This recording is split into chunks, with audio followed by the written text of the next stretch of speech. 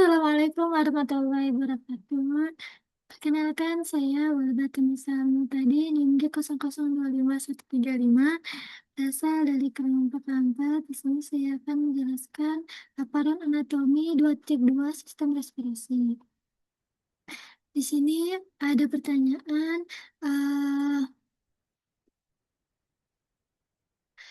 laporan 1, saat kegiatan bermain, Rusdi, seorang anak laki-laki usia 4 tahun, tiba-tiba berhenti berlari karena sesak napas.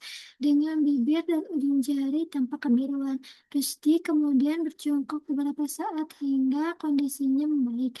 Ibunya menyampaikan bahwa sejak bayi anak sering mengalami kebiruan, terutama saat menangis atau lelah, dan pernah didiagnosis dengan tetralogy of Fallot. Jelaskan sirkulasi fetal, fetal circulation, terus jelaskan salah satu gangguan akibat gagalnya penutupan struktur fetal setelah lahir. Jelaskan vaskularisasi arteri dan vena jantung. Di sini ada penjelasan. Dan pertanyaannya, pertanyaan pertama yaitu jelaskan sirkulasi fetal circulation. Terus ada sirkulasi cordis sinister sama sirkulasi cordis palpa. Apa sih palpa sama sinister tuh? Kalau sinister itu peredaran darah besar. Kalau palpa itu peredaran darah kecil. Terus di sini saya akan menjelaskan sirkulasinya aja ya.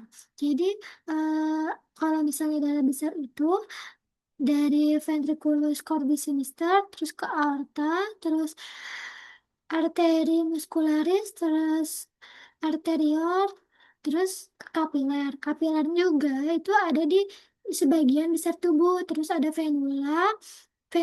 terus vena cava superior et inferior itu dikecualikan ya, kecuali sinus coronarius dan eh, cordis minimae yang langsung ke atrium dextrum gitu kan.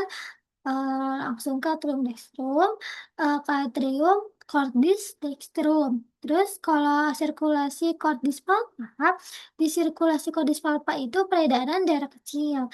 Eh, itu sirkulasinya ventricordis dexter, terus ke truncus pulmonalis, terus ke arteri pulmonalis, terus ke pulmo, itu ya oksigennya gitu kan, terus pulmonalis, terus ke atrium cordis sinistrum. Terus jelaskan salah satu gangguan akibat penutupan struktur fetal setelah lahir. Jadi, eh, setelah lahir itu, bayi itu harusnya itu jantungnya itu, dia itu apa ya namanya itu, ductus arteriosnya tuh, arteriosusnya itu tertutup, gitu kan? Kenapa tertutup? Jadi, misalnya ini ada apa ya? Ada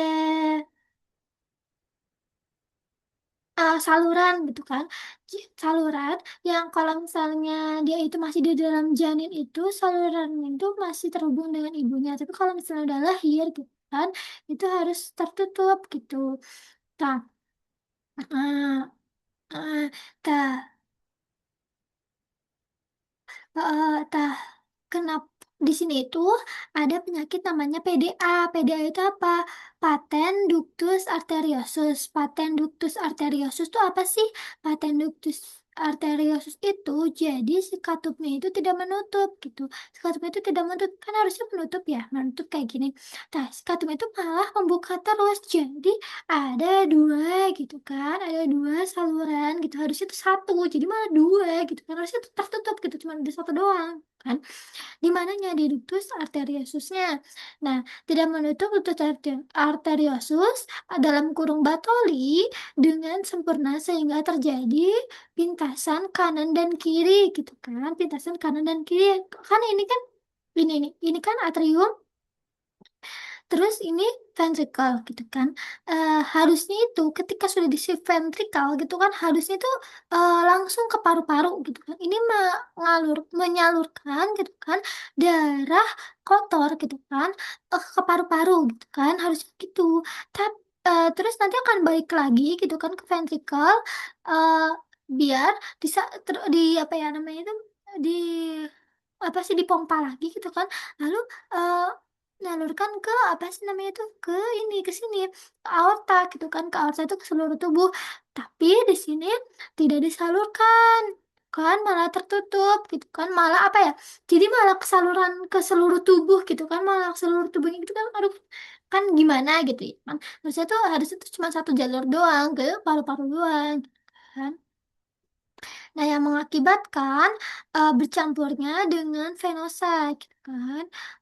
Terus lanjut, di sini ada pertanyaan, jelaskan vaskularisasi arteri dan vena jantung. Kalau arteri itu yang merah, kalau vena itu yang biru. Ada di sini ada vena cardiaca magna. Ini yang ini ya, vena cardiaca magna. Jadi ya, vena cardiaca magna, ini vena cardiaca media.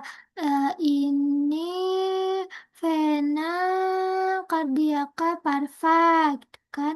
Ini vena cardiaca magnanya. Ini kenapa eh, sama nama penamaannya, tapi ini jantungnya tuh ini yang depan gitu kan. Ini ini tampak belakang gitu.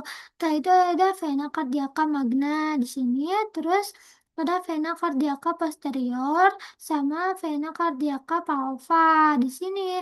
Ini sama aja ya. Di sini ada vena-venanya. Terus arterinya ada dexter sama sinister. Kalau sinister itu sebagian eh, kiri gitu kan. Kiri, kalau dextra itu bagian kanan. Itu arteria coronaria dextra sama arteria coronaria sinistra. Terus laporan 2, saat musim hujan, Budi mengeluh hidung tersumbat yang berlangsung beberapa hari disertai nyeri pada daerah pipi yang membarat saat menunduk. Ia juga merasakan lendir kental mengalir ke tenggorokan. Pada pemeriksaan, dokter mencurigai adanya peradangan pada sinus maksilaris yang berkaitan dengan gangguan drainase di meatus nasi medius. Itu ada apa ya? Ada pertanyaannya, yaitu jelaskan sinus-sinus paranasal yang terdapat pada hidung beserta fungsinya. Terus ada sebutkan pembagian meatus nasi, lubang muara drainase masing-masing sinus. Terus jelaskan mengapa sinus maksilaris lebih sering mengalami sinusitis dibandingkan sinus lainnya gitu kan. Kan kalau misalnya maksilaris itu kan eh, di apa ya, di bagian dalam gitu kan, di bagian dalam, di bawah otak gitu kan, itu rongga yang isinya udara biar kepala kita itu gak berat gitu. Terus di sini ada jelaskan sinus-sinus paranasal yang terdapat pada hidung beserta fungsinya. Sinus-sinus paranasal itu ada 4, guys. Ada sinus ventrikel, sinus ethmoidalis, sphenoidalis, sama maksila. Nah, kalau ventrikel itu dia itu di alis ini kan, di alis ini. Nah, di alis. Nah, kalau misalnya ethmoidalis itu di sini ya. Di sini ethmoidalis ini di dekat di belakang hidung kita. Di belakang hidung kita tuh ada ethmoidalis, terus ada maxillaris, terus ada sphenoidalis. Nah, ini ethmoidalis. Nah, di sini itu ada pertukaran udara, ada udara-udara biar eh, kepala kita tuh gak berat gitu kan. Nah, kalau sinus maxillaris itu di dia itu paling besar gitu kan. Di sini paling besar gitu kan. Piramida besar segitiga, samping hidung, bawah mata, di atasnya ada akar gigi, geraham. Makanya kalau misalnya sakit gigi itu, dia itu suka sakit gitu, juga bisa sakit di sinus maksilarisnya juga sakit. kan. Sinus maxillaris juga sakit karena dia itu dekat dengan geraham gigi gitu kan. Heeh. Terus karena lewatnya saluran infundibulum, ya, terus ada ya sinus frontalis itu karena saluran apa infundibulum gitu kan. eh di belakang alis gitu kan biar tulang daging nggak padat semua jaringan lewat saluran infundibulum. Jadi jaringan-jaringan itu lewatnya infundibulum. Terus ada eh, sinus ethmoidalis. Dia itu di antara mata dan hidung bukan satu ruangan besar tapi kumpulan sel-sel kecil kayak saluran sarang tawon. Ya, dibagi menjadi posisi tepat di tengah, tengah dan jembatan hidung gitu kan. Nah, tak kalau sinus sphenoidalis, dia itu paling dalam belakang tepat di bawah hidung, belakang otak, di antara kedua mata, tapi jauh ke dalam. Ruangan besar dibagi jadi dua sekat. Ruangan ini isinya udara, ada pertukaran udara biar nggak pengap. Jadi di sini tuh ada pertukaran udara gitu kan. Ini yang warnanya warna biru itu pertukaran udara. Lanjut ke soal selanjutnya itu sebutkan pembagian meatus nasi dan lubang muara drainase masing-masing sinus. Jadi sinus-sinus itu di mana sinus itu ini celah sinus. Tah,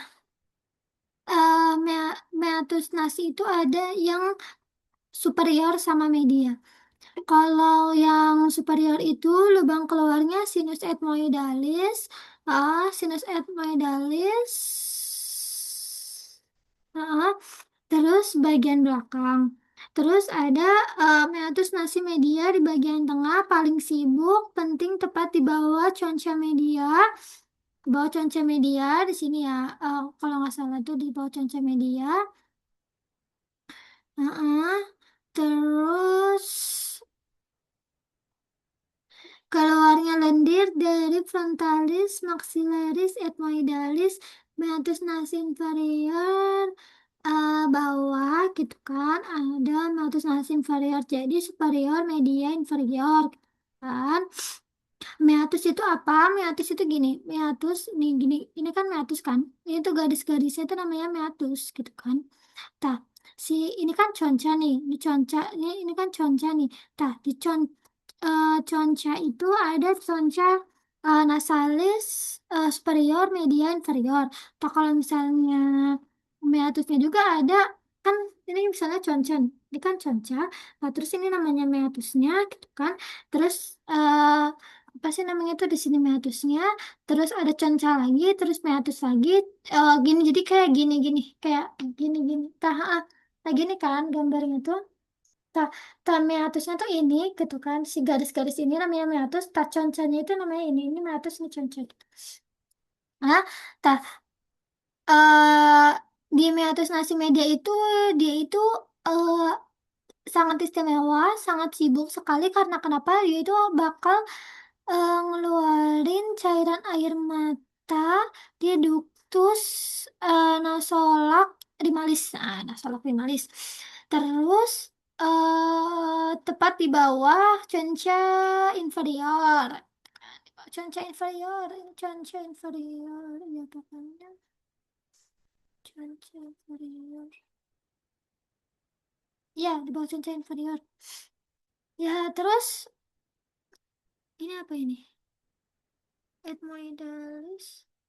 Ethmoidalis media pada ini kan media kan? Ini kan media. Ini berarti cuancanya ini cuaca media nih. Terus di sini pokoknya di sini tuh ada tempat di mana pengeluaran air mata. Terus jelaskan mengapa sinus maxillaris lebih sering mengalami sinusitis dibanding sinus lainnya karena sinus maxillaris itu dia itu paling lega gitu kan dibanding sinus-sinus lainnya. Dan di sinus maksilaris itu dia itu yang menempel pada geraham-geraham gigi. Kenapa? Makanya kalau misalnya kita sakit gigi itu, jadi dia itu bisa terasa sakit, gitu. Apalagi gigi bagian atas gitu kan. Jadi dia itu terasa sakit, bisa terasa sakit. Jadi saya akan menjelaskan sinusitis sendiri. Sinusitis adalah peradangan atau pembekakan pada jaringan yang melapisi rongga sinus di sekitar tulang hidung. Di sekitar tulang hidungnya. Kan sinus maxillaris adalah salah satu sinus paranasal terbesar yang terletak di pipi, di bawah mata, dan di samping hidung. Rongga ini terhubung ke rongga hidung melalui ostium, saluran kecil yang berperan dalam beberapa fungsi seperti memanaskan, melembabkan udara yang dihirup, menyaring partikel, dan mengoptimalkan resonansi suara. Gitu kan? Jadi yang mengoptimalkan resonansi suara itu adalah sinus maksilaris. Nah, terus sinus maksilaris lebih sering mengalami sinusitis dibanding sinus lainnya karena beberapa faktor anatomi dan fungsional. Sinus maksilaris memiliki ukuran yang besar, letak ostiumnya yang tinggi, dan terhubung dengan meatus nasal tengah sehingga lebih rentan terhadap infeksi. Selain itu, letak ostiumnya di sekitar hiatus semilunaris yang sempit dan dapat menyumbat lendir dan memicu peradangan.